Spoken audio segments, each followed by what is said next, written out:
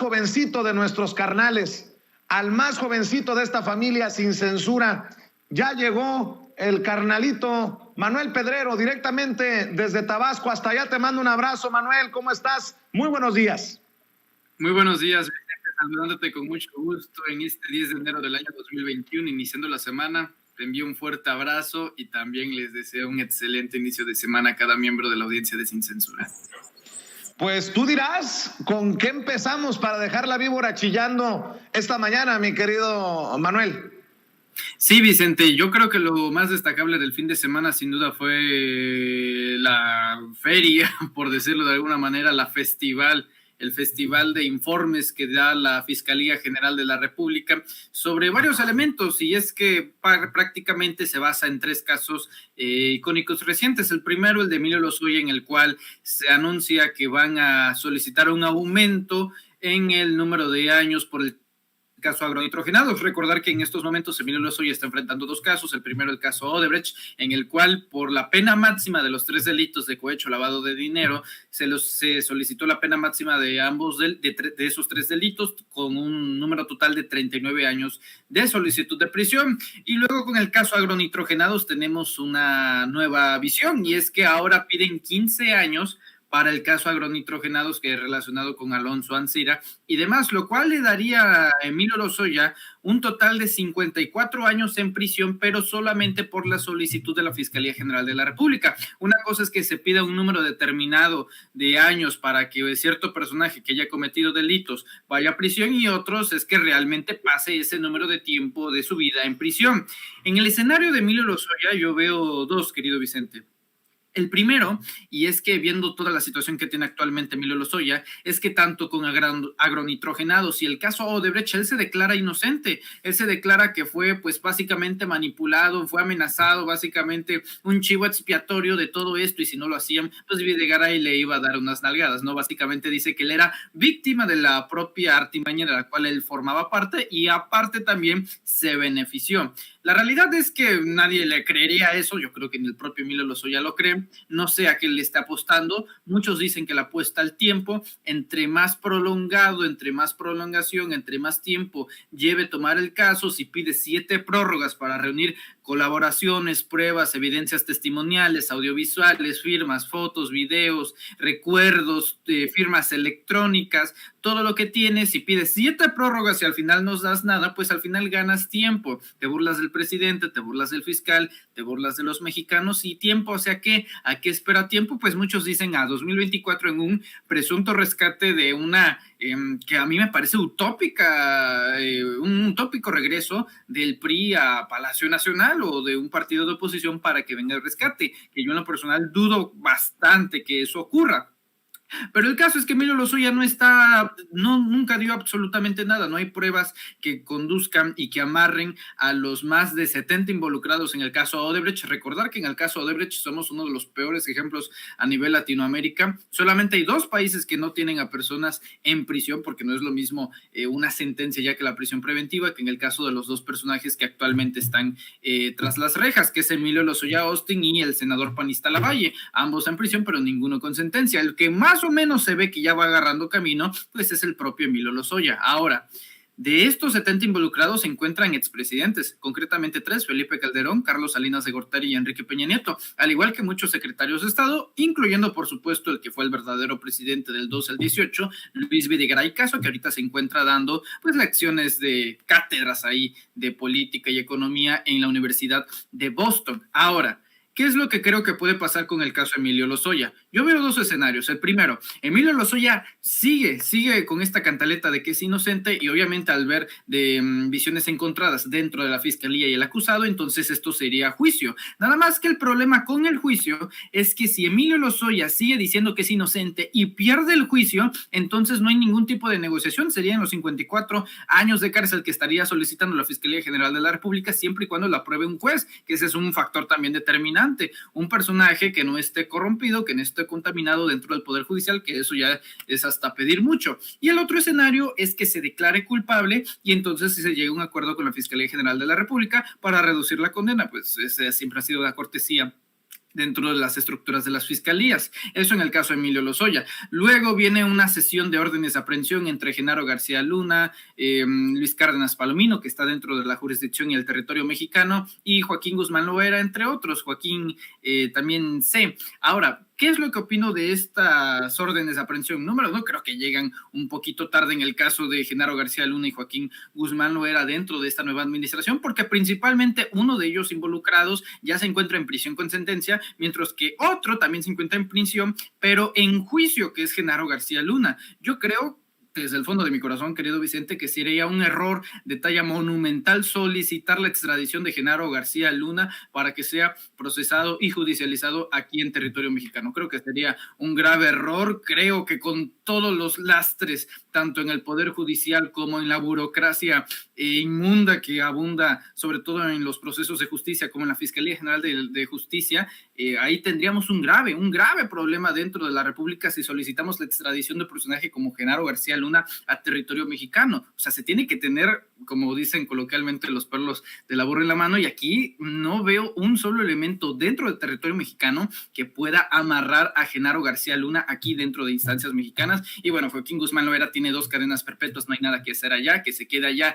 pero yo insisto que el que también se tiene que quedar allá es Genaro García Luna, al igual que Iván Reyes Arzate. Por lo menos acá creo que se pueden encargar de un personaje como Luis Cárdenas Palomino, que, bueno, hay que recordar que fue arrestado previamente por el delito de tortura, y todo esto por la operación de Rápido y Furioso, que, bueno, como ustedes saben, fue clave en el factor de la violencia en nuestro país y demás. Pero en ese punto es muy importante que no se solicite la extradición de Genaro García Luna, que se queda allá. Ya tienen casi año y medio recabando pruebas, porque a diferencia de la justicia mexicana, ahí no dejaron que Genaro García Luna se pasara por las calles de Nueva York, ahí comiendo en el Bronx o en Queens, ahí con hot dogs. No, ahí se tomaron realmente en serio este caso, y ya con la declaración de culpable que dio el propio Iván Reyes Arzate, bueno, eso abona más a la creencia de la Fiscalía de Estados Unidos de que Genaro García Luna es culpable.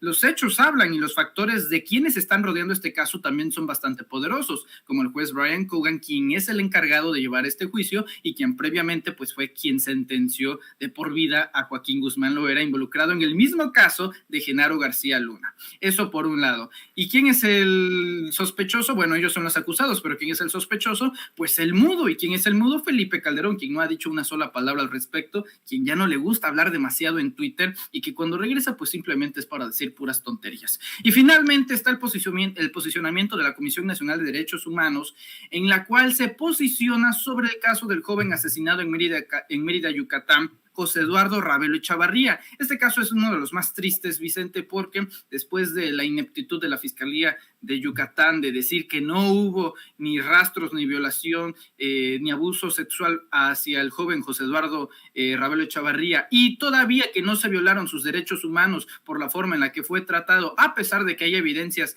no solo testimoniales, sino audiovisuales de las cámaras de seguridad, y que al mismo tiempo convenientemente se cortan las videograbaciones cuando él se encuentra recluido en una celda, pues obviamente pasa el caso de la Fiscalía General de la República para avalar lo que dijo la Fiscalía de Mérida, Yucatán. Obviamente se hizo un escándalo nacional, incluso el propio gobierno federal da un extrañamiento en un comunicado en el que dice que no está de acuerdo.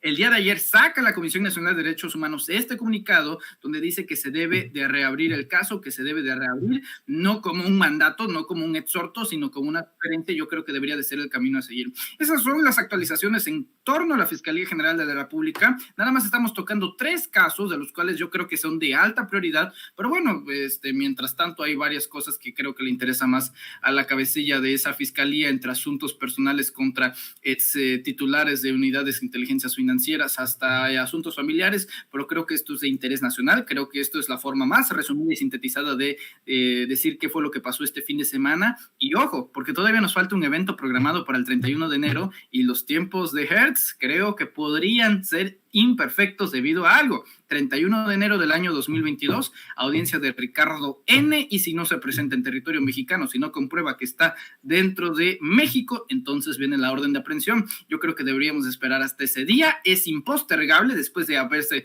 postergado ya casi 6 meses esta audiencia. Vamos a ver qué dicen. Así es. En el caso de Emilio Lozoya, nada más para machacarlo, para recalcarlo, mi querido Manuel Pedrero, la Fiscalía General de la República pide 15 años más de cárcel para Lozoya por agronitrogenados. Sumaría, de cumplirle el juez lo que pide la Fiscalía, 54 años de prisión.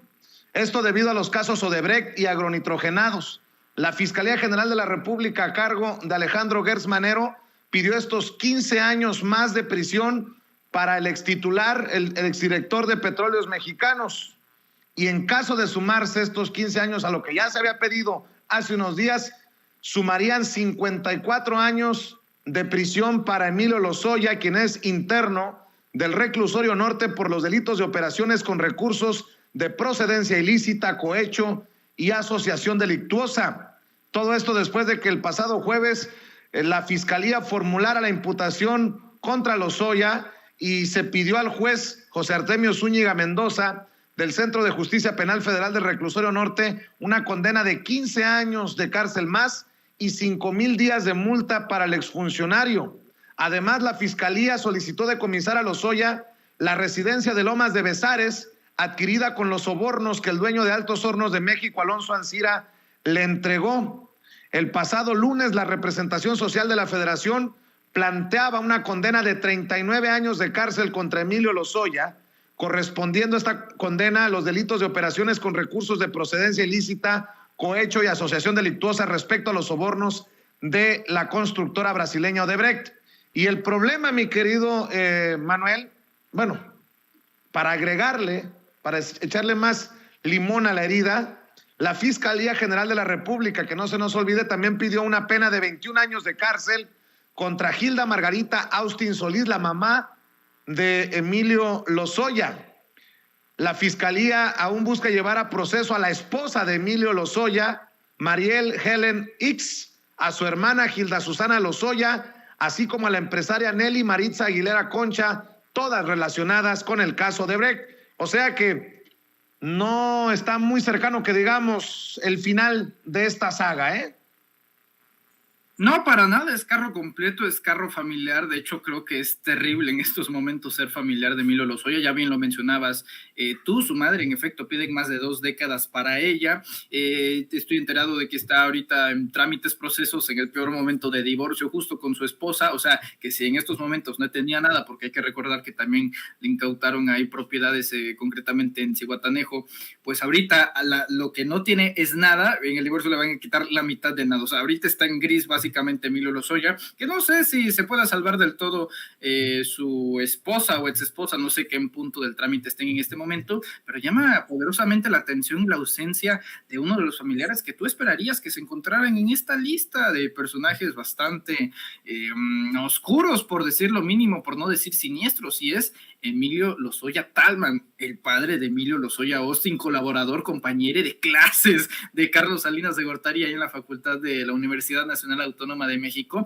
que al mismo tiempo pues es uno de los personajes que está ayudando a la defensoría de Emilio Lozoya, que es uno de los personajes que está básicamente abogando por su hijo para que no termine bastante años en la cárcel. La condición actual de Emilio Lozoya pues está no diría deteriorada, pero sí es una entidad bastante deprimida. Desde los reportes donde no está comiendo lo que se le pide, pues sí, o sea, de un día estás comiendo pato a la pequinés y al otro día te sirven huevo con frijol, bueno, debe de ser bastante rudo para él, pero recordar que él se lo buscó.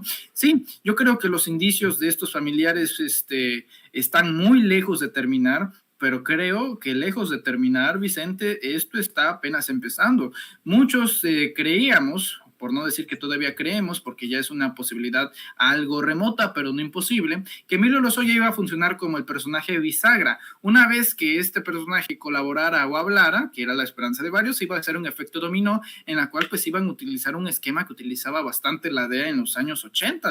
Primero agarraban a un capo ahí de medio pelo, un pequeño drug dealer, ¿no? Un narcotraficante que vendía por ahí, y luego, una vez atrapado, ¿quién es tu jefe? ¿Quién es tu jefe? Hasta avanzar en la jerarquía de la pirámide y llegar con el líder de un cartel o de una organización criminal. En este caso, Emilio Lozoya se supone que iba a presentar pruebas para minorar la sentencia que le iba a ser adjudicada, cosa que vemos que no sucedió. Si alguien realmente es que Emilio Lozoya ha sido pruebas, ¿Qué clase de personaje que da pruebas le dan la pena máxima en 3 delitos, nada más por el caso Odebrecht? Para mí es bastante claro, la fiscalía se sintió defraudada por un personaje como Emilio Lozoya y obviamente pues tiene que ver de qué otras maneras castigar profundamente a través de los familiares que pueden haberse involucrado en estos delitos. No hay que recordar, no estamos ante ningún tonto, no estamos ante ningún ingenuo, sí sabía, no va a aplicar la de Calderón, únicamente no sabía qué onda. Los libros que narran los relatos de Emilio Lozoya son realmente espeluznantes, desde el Club del $1.000.000 para los contratos de adjudicación directa, hasta la forma en la que nada más utilizaba el helicóptero para trasladarse de la Torre Pemex a donde quería para jugar golf. O sea, son muchas cosas que la verdad este personaje ha hecho con carácter de imperdonable, hasta frases infames que vamos a recordar por mucho tiempo, como el tengo los recursos suficientes como para partirte tu madre. Y esto y mucho más es algo que no debemos olvidar en el imaginario colectivo de la sociedad mexicana. Emilio Lozoya es un delincuente, no merece ningún tipo de suavización ningún tipo de suavidad por parte de la sociedad, y básicamente que se le aplique no solamente el juicio físico, que al final va a pagar con carne y con tiempo, sino también el de la historia. Pero también es muy importante no perder el indicio que funcione como personaje bisagra. Él sabe cosas, él tiene que hablar, él tiene que negociar. Lo mismo va para Rosario Robles. Pero bueno, si están tan esperanzados con hacer tiempo y que llegue 2024 para un hipotético regreso del PRI o del PAN al poder, allá él. Es una apuesta que creo que no va a ganar. Así es. Y mi querido Manuel, muchos esperaríamos que si se han pedido órdenes de aprehensión contra por lo menos 7 personajes por el caso de Rápido y Furioso, en algún momento la justicia le llegue a tocar la puerta a Felipe Calderón, el expresidente de México, el que dice que no sabe nada, que no oyó nada, que no supo nada, que no vio nada de lo que estaba haciendo Genaro García Luna. Ojo con lo que voy a decir. La Fiscalía General de la República obtuvo órdenes de aprehensión contra 7 personas, como lo decía Manuel, incluidos el ex líder del cártel de Sinaloa, Joaquín Guzmán Loera, el exsecretario, por cierto, en prisión en Estados Unidos, el exsecretario de Seguridad Pública, Genaro García Luna, por cierto, en prisión en Estados Unidos, y su mano derecha, Luis Cárdenas Palomino, por cierto, en prisión en México, por su participación en el operativo Rápido y Furioso. Obtuvo dichas órdenes de un juez de distrito y cito: esta conducta criminal tuvo por objeto traficar ilegalmente más de 2,000 armas de fuego de Estados Unidos a México, con el presunto objeto de identificar a sus usuarios, lo cual es absolutamente ilegal e inadmisible. Explicó que de conformidad con las investigaciones desarrolladas por el Departamento de Justicia de Estados Unidos, cito, se obtuvo la información necesaria para establecer dicho tráfico ilegal de armas de fuego que fueron utilizadas en diversos delitos de sangre en México desde 2009 hasta fechas recientes. Hemos sido informados que las autoridades estadounidenses se han encargado de investigar y deslindar las responsabilidades de los servidores públicos de aquel país, afirmó. En México, y de conformidad con una investigación propia y con los datos adquiridos en las averiguaciones previas correspondientes, la Fiscalía General de la República pudo establecer que dichas armas no solamente fueron introducidas ilegalmente al país, sino que también han sido utilizadas en diversos actos criminales que ya han sido investigados y procesados en México, y cito, en la investigación realizada por la Fiscalía Especializada en Materia de Delincuencia Organizada, se pudo establecer la presunta responsabilidad de los personajes. Y bueno, yo pregunto, ¿cómo creerle a Felipe Calderón que no sabía? ¿O cómo creerle a Felipe Calderón sus mentiras? Seguramente te acuerdas, querido Manuel, que hace pocos meses estuvo en España presumiendo los logros de su sexenio en materia de policía federal. Por cierto, una policía federal que no existe. Vea, escuche por cuestiones de derechos. Escuche las declaraciones hace poco tiempo de Felipe Calderón, el que lo niega calderónicamente todo. Échele. La segunda estrategia fue todavía más importante, que fue una labor de reconstrucción y construcción de instituciones de seguridad y justicia confiables y eficaces. Un nuevo marco legal que reformó la justicia en México para hacer justicia adversarial, pero además operativamente hicimos varias cosas. Les presento 2 ejemplos nada más.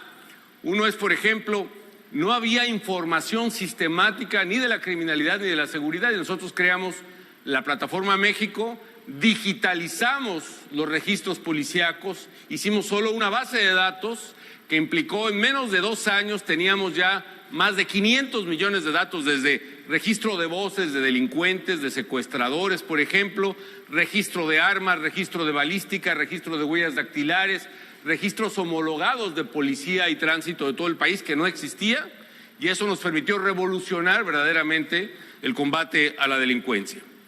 Otro fue cambiar la estructura policíaca, y lo que hicimos fue construir casi de cero una nueva policía, poniendo lo que no había, que son exámenes de control de confianza. ¿Y qué era eso? Que cada hombre o mujer que quería ser policía federal tenía que pasar por varios exámenes. Examen físico. Wait, diría el gringo. Espérenme ahí. Controles de confianza en la Policía Federal. Chinga tu madre, Calderón. García Luna en el bote. Reyes Arzate confesó. Cárdenas Palomino en el bote. Buscan a Pequeño García. ¿De qué me habla, Felipe? Pero dice el señor que no supo de nada de las trácalas que estaban haciendo al amparo del poder García Luna y sus muchachos, Manuel Pedrero. Es que estaba roto el polígrafo, Vicente, por eso no se dio cuenta. No, o sea, mira, la única razón por la cual aplaudieron los españoles de ahí es porque eran españoles de derecha, y pues a ellos les encanta creerse cualquier narrativa que impere violencia, que impere un control terrorífico de las policías, ¿no? La opresión por parte del Estado, eso le encanta a la derecha. Y bueno, si te hablamos de derecha europea es como que estar en la Comic Con de la derecha, ¿no? Y luego te lo dice un genocida como Felipe Calderón, obviamente iban a aplaudir. No, son uno de los personajes más mitómanos de la historia. Pero mira, en cuanto a Felipe Calderón, yo noto que cada vez que guarda silencio aprende una lección. El silencio de Calderón, por más indignante que sea, creo que es un síntoma positivo para nosotros, porque desde diciembre de 2019 aprendió una lección bastante valiosa. ¿Y cuál es? Bueno, cuando arrestaron a Genaro García Luna en diciembre de 2019, él cometió una super ultra mega estupidez, que fue tuitear que no sabía absolutamente nada, que negaba categóricamente el conocimiento de que García Luna estaba involucrado en actividades delincuenciales o delictivas.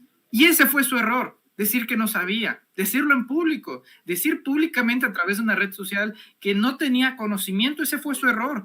A partir de ahí aprendió a guardar silencio, porque, queramos o no, es su derecho. Tiene derecho a guardar silencio porque sabe que hablar de estos temas, cualquier información de es un golpeteo, no sabía nada, no tenía conocimiento, eventualmente puede ser usado y será usado en su contra en un juicio y en un tribunal. Es una lección de oro. Por eso cada vez que guarda silencio, y ya estamos prácticamente acostumbrados de cuando sale un arresto de Luis Cárdenas Palomino, de Genaro García Luna, de Iván Reyes Arzate, denuncias, pruebas, fotografías, evidencias, va a enmudecer, y eso es normal. Y lejos de indignarme, lejos de su silencio, Vicente, a mí me agrada, porque ese silencio es el síntoma de que sabe de que si habla puede correr más riesgo y mostrarse como culpable, ya sea en un tribunal acá en México o en Estados Unidos. Calderón va a enmudecer, Calderón va a hacer un silencio sepulcral, se le va a creer muerto, no va a hablar, porque ese es su estilo. Pero al mismo tiempo es una estrategia, y es una estrategia que juega a la defensiva, no a la ofensiva. ¿Por qué a la defensiva? Por una sencilla razón, porque es culpable de todo lo que se le imputa. Felipe Calderón es un criminal, y su silencio criminal demuestra que tenemos razón. Y ese silencio a la par creo que es un buen indicio para que la Fiscalía General de la República, si es que alguna vez, no es que se digne, sino que tenga el valor Porque una cosa es tener la dignidad y otra el valor de hacerlo. Puede fracasar a lo mejor la orden de aprehensión, como fracasó con Luis Videgaray. Te acordarás que por una hora estuvimos emocionados porque la FGR había conseguido la solicitud de aprehensión, la orden de aprehensión en contra de Luis Videgaray, y en una hora había sido eliminada por otro juez. Bueno, más allá de que fracase o no, con que sea un precedente de que se estuvo buscando a Felipe Calderón ya es algo. Porque de ahí, a partir de ahí se puede ver la corrupción que hay en el Poder Judicial, una que ya conocemos, pero al mismo tiempo empezar a tener una línea de investigación. Si quieres tú, varios frentes abiertos con el operativo Rápidos y Furiosos, que bueno, ya tienes a cuántos personajes hay involucrados, ya 2 presos en otro país, ¿no? Así funciona nuestro país. De hecho, leí un comentario excepcional ahí en el chat de Sin Censura. ¿Qué tal es nuestra justicia? Bueno, aquí sacamos órdenes de aprehensión cuando ya están presos en otros países, ¿no? Bueno, pues así pasa, así terminó siendo México. Pero creo que el primer paso es intentarlo. Y además, es su obligación de la Fiscalía General de la República. Así que yo creo que el silencio de Calderón es un síntoma positivo. Claro que sí, mi querido Manuel Pedrero, como siempre cerremos invitando a tus trincheras para que la gente también te siga en redes sociales, carnalito.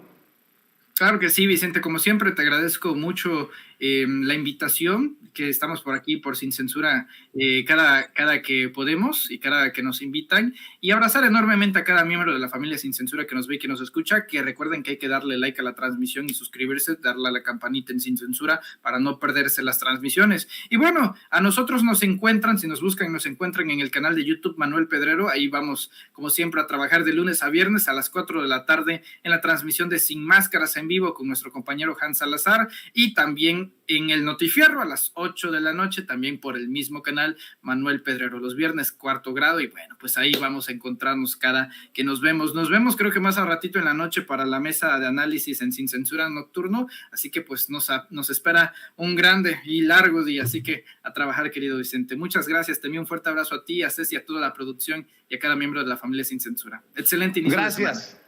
Gracias por estar al pie del cañón, querido Manuel Pedrero. Te mando un abrazo hasta Tabasco, el más jovencito de la familia, el más jovencito de los carnalitos en Sin Censura, Manuel Pedrero, hablando sin pelos en la lengua.